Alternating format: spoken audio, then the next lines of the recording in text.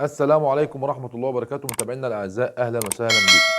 في سؤالين اتنين بيجوا لنا وهم مهمين جدا، وهو أول واحد إن إزاي أحافظ على اللمبة لو أنا بعتمد على الكهرباء في التدفئة، اللمبة الحمراء يعني.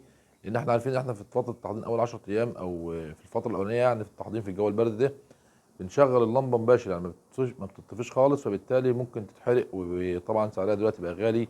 فالناس بتقول لك احنا عاوزين نحافظ على اللمبة ما تتحرقش، أو يعني نقلل تكاليفها والكلام ده كله، مش هنزود تكاليف كمان اللمبة على تكاليف التربيه، وده لها حل وهنقوله دلوقتي مع بعضنا.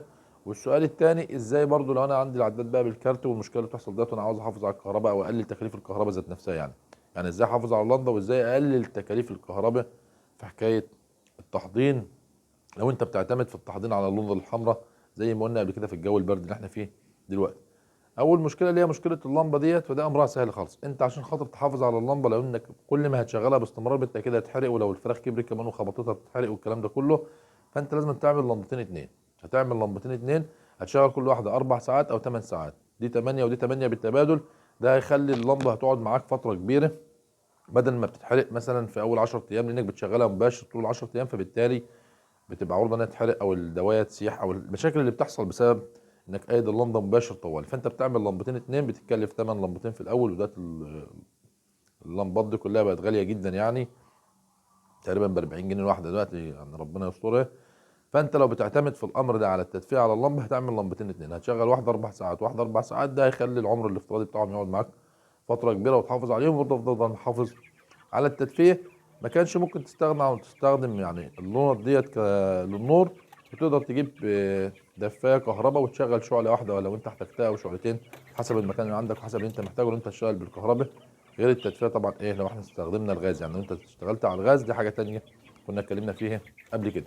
يبقى انا هجيب لمبتين اتنين علشان اشغلهم بالتبادل. لو ما كانش هجيب لمبه، اعمل يعني هشتغل على النور الابيض يعني اللي هو ينور بس، وابتدي ادخل انا ادفي بايه، بالدفايه الكهرباء، شعله او شعلتين حسب المكان. تاني مشكله وهي المشكله بتاعت ان انت عاوز تقلل تكاليف الكهرباء في التحضير، يعني انت عاوز تقلل التكاليف، لان طبعا في ناس عندها دلوقتي كتير من عدادات بالكارت، يقول لك انا لو شغلت اللمبه الحمراء ال 200 ديت بتخلص العداد والكلام ده كله، فانا هشغلها للفراخ ولا انور والكلام ده كله. فالامر ده برضه الحل بتاعه ان انت لو هتحضن، مش هتحضن في بوكس مفتوح خالص او في شريحه او اي حاجه، انت هتحضن في كرتونه اللي هي زي كرتونه التلفزيون، او الكرتونه اللي هي بتاعت البوتاجاز، اللي هي الكرتونه الكبيره ديت، اللي هي الجناب بتاعتها كلها مقفوله، وبتجيب لمبه حمراء صغيره. هو مفيش حل تاني، انت لازم تجيب لمبه حمراء صغيره طالما بتعتمد هنا في الكهرباء على التدفئه. هتجيب لمبه حمراء صغيره، هي في الكرتونه دي، او الحاجه اللي هي الصب ديت هنا بس هتقدر تحفظ لك الحراره، لان مفيش اشتغال خالص هواء.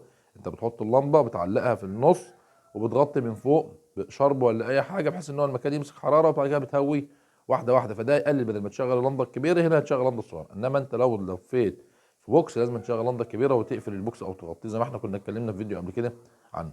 فعشان خاطر تقلل تكاليف الكهرباء او التحضير وتحضن بلمبه صغيره في الجو البرد اللي احنا فيه ده، يبقى لازم تغطي في كرتونه، او ما كانش انت ممكن تعمل لك بوكس بابلكاش برضو زي ما هو كده، اللي هو انت تعمله يعني ايه مقفول من الجناب كلها ما عدا السقف، انت بتغطيه، بتحط فيه الحاجه اللي انت هتحطها وتغطي باي حاجه بسيطه بحيث انها تعمل ايه تغيير الهواء، ما تبقاش تعمل كتمه على الفراخ.